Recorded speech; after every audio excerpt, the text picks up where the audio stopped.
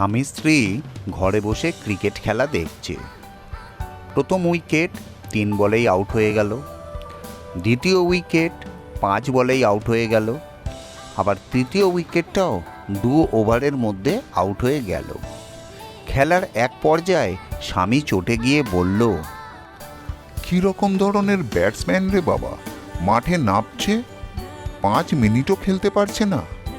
তখন স্ত্রী রেগে গিয়ে বলল, বোঝো তাহলে, তুমি যখন 4 মিনিটের মাথায় খেলা শেষ করে দাও।